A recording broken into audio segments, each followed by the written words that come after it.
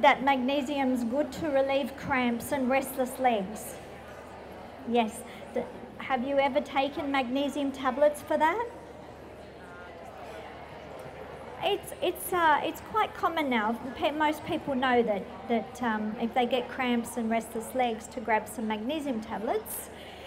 However, for most people, they are difficult to digest and absorb and get through the bowel wall, and we can't rely on the food supply anymore to deliver our magnesium. We lose a lot of magnesium also under stress. And for all those reasons, by and large, we are having a catastrophe, an epidemic of magnesium deficiency, stress-related, mostly stress-related. So we're getting a lot of diseases like hypothyroidism, heart arrhythmias, diabetes, metabolic syndrome, heart disease, even cancer. Researchers have found that low magnesium is actually carcinogenic. So what we're looking at is we're finding that the environment doesn't help us anymore. We're not getting the food supply. We're overexposed to chemicals like nothing before, no other time in history. We have many stresses, and you lose magnesium under stress. You lose magnesium if you're doing shift work, if you're exposed to chemicals, if you're taking drugs and medications, too much alcohol, burns, surgery. So it's not just an emotional stress, although that can be quite debilitating. It's not just financial stress. It's not just, you know, your husband or your kids not doing what you want them to do, although that can be very stressful. That can take a lot out of you, but it's the summation of everything in your life that causes stress. And then it's the straw that breaks the camel's back. And suddenly you find your body's not responding, things are going wrong, you're getting aches and pains, you're getting tired, chronic fatigue sets in, it's difficult to sleep at night, and you're starting to become a big stress ball. And so these are all signs of magnesium deficiency. So I found myself 7 years ago in a big dilemma. I was a magazine publisher, I had a lot of stress, I had to do round-the-clock vigils sometimes to get to print.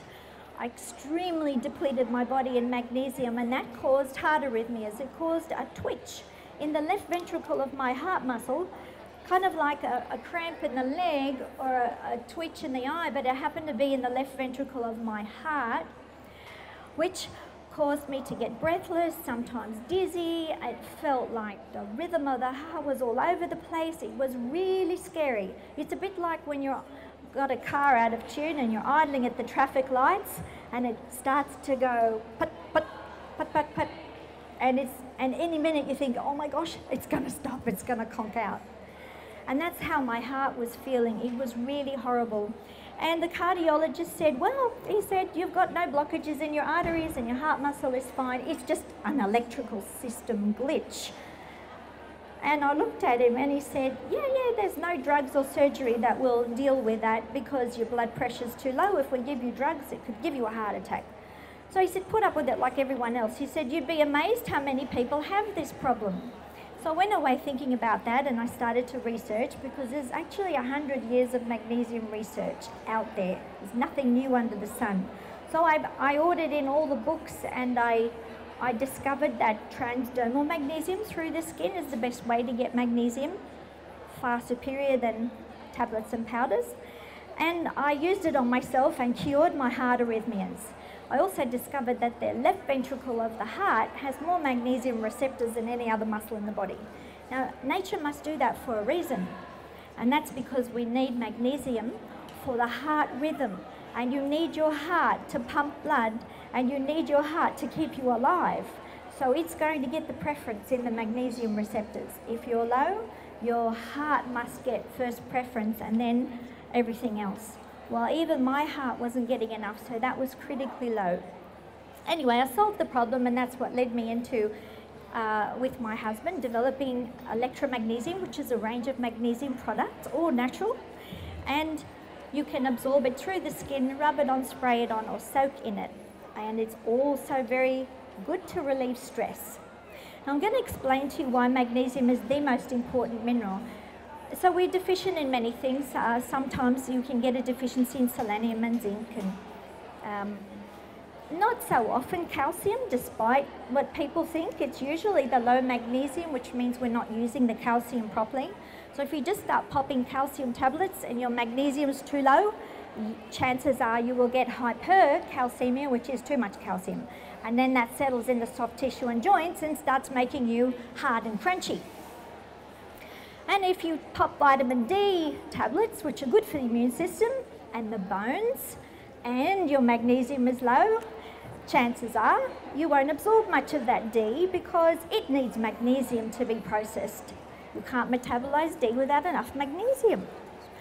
So I started to discover there are all these associations, these partnerships that magnesium is a part of. Researchers have found magnesium is responsible for 350 different important nutritional functions in the body. The primary #1 mineral with more jobs to do than any other mineral. Zinc is #2. And they're good partners. Zinc supports magnesium and vice versa, and potassium. So magnesium seems to be the master mineral, the coordinator of the other electrolytes. And we lose it under stress. So people are more likely to be low in magnesium than anything else. This is what I found. I was eating fresh, healthy, organic foods. I didn't smoke. I could not understand why I had health issues because I was doing everything right, I thought. I was taking a handful of tablets from the health food shop. I rattled when I walked. You know, everything B group and extra C and zinc. But you know, without enough magnesium, it's very diluted. The body can't use it. It's expensive urine, and the doctor's right. But what a lot of doctors don't realise is the absolute importance of magnesium in the body and the critical shortage of magnesium today in our bodies because we can't get enough from food and we have too many stresses. So magnesium is very important in metabolism. So here's the crux of it. The mitochondria use magnesium to make ATP. Adenosine triphosphate is the energy currency of the cell. So everything runs on electrical power, including every cell in your body. And that electrical power fuels your enzymes. And enzymes are proteins that do heaps of different jobs. Digesting food, disassembling, cleaning up rubbish, detoxing you, making new cells, making hormones. Enzymes are the doing things in the body. They help perform functions. And without enough magnesium, the enzyme activity slows. Things become sluggish, slow. Metabolism slows because we're not getting enough ATP, fueling everything. So magnesium, you can look at magnesium like the power point, plugging into the power point. So you've got your computer hardware and you've got your computer software, so the information in your cells and your genes, and you've got your hardware, which is your body, your physical cells, but unless you plug it into the wall and you're getting some electrical system power, nothing's going to work.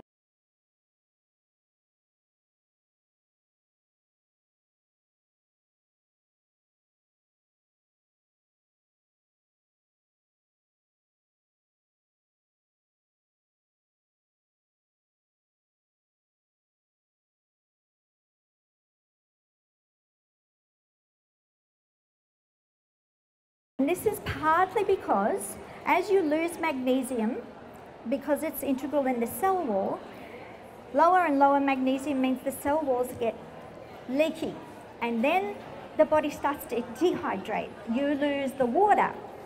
That's why everything starts to squeeze. The whole vascular system starts to squeeze and cramp, and we get cranky and painful and inflamed. So all of those diseases I mentioned earlier are really symptoms of stress, which causes inflammation, because we can't detox properly and we can't repair cells properly, and we're low in energy.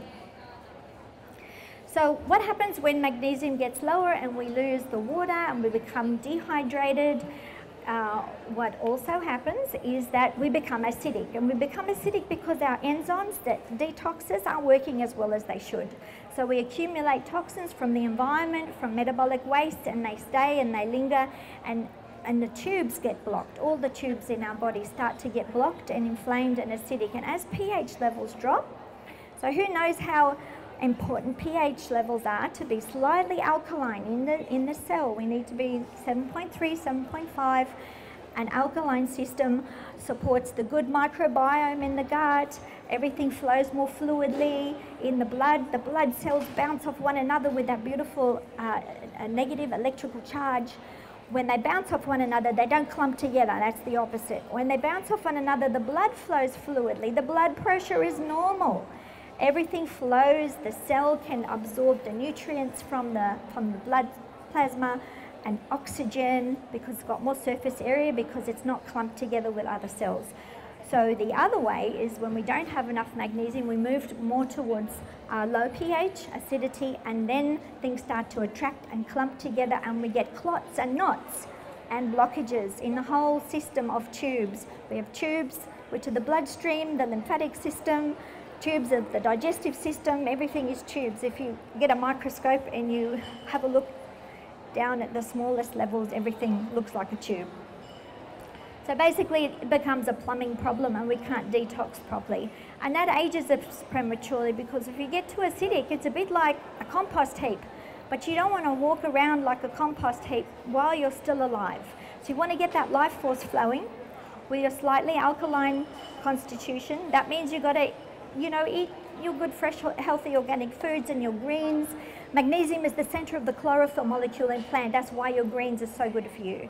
So, and avoid sugar and grains. Now this is one of the worst things to eat if you have an acid problem because the byproduct of metabolizing sugar and grain foods is acid, a lot of acid.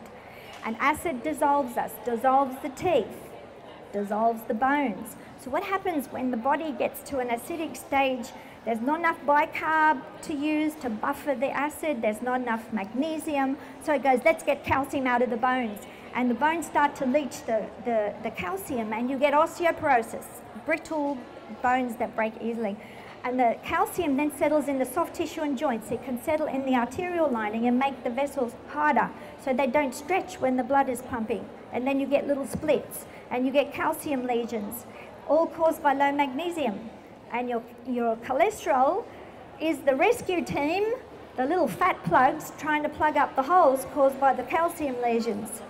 So you need cholesterol to make hormones. Your cholesterol in your body is used for vital functions. It's comprising the barrier of the skin.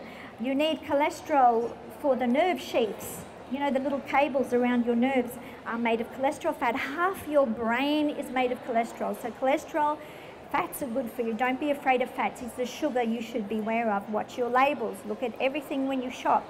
Avoid the sugar because the lower the magnesium, the higher the sugar sensitivity, and the lower the magnesium, the higher sugar sensitivity. So kids that are flying around the room and hyperactive because they've had one jelly bean, definitely low magnesium.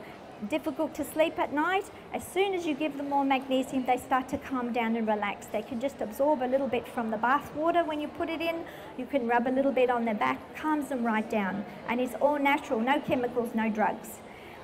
I think we live in an environment and a society today which has got into a bad habit, and the first thing they do is reach for drugs. And drugs are highly addictive, they're very unnatural, and the body can't cope with them. They do not give us an extended life of wellness. And so that's what we're here today to talk about, is wellness. It's not about fixing a pain, and by all means, take the paracetamol or the aspirin or whatever. If you have an acute pain, a temporary thing, all it is a mask. But pay attention to why your body is crying out in that pain. Something's missing, something's out of balance, and usually it's magnesium. So magnesium is a great anti-inflammatory. It reduces pain and swelling. It helps injury recovery. Why? Because it's fueling all the enzymes that do all those jobs. If you have an injury or something that's not healing, or it's healing very slowly, usually your body's not drumming up enough electrical energy for the process of the healing. So you're revving up and revving up and revving up, and the body just can't get over the line, and it's taking a long time to heal. Usually when you add a lot more magnesium to that mix, the body has more electrical juice to do its job properly, and healing then becomes faster. So the body's doing all its own healing. All we're doing is giving it the right ingredients. No different to putting the right minerals in the soil if you want to grow nice vegetables. You have to make sure it's got enough water, the pH is right, enough sunshine. It sounds pretty much like everything that we need as well. So all it is a natural process. All we are doing is making sure our body receives everything it needs to function properly on a nutritional level. Then the heart is calm, the nervous system is calm, you don't feel cranky or crappy or stressed. You've got a tool, a natural tool to deal with stress, to fortify your system, and it's fabulous for your skin, hair, nails, bones, teeth, everything, because magnesium is used to build collagen in the body. So all your structures start to get stronger as well. Magnesium is a fabulous, fabulous nutritional additive that you can incorporate in your healthy lifestyle so that you can make sure that you live a long life in wellness, health, and get the most out of your life with lots and lots of energy.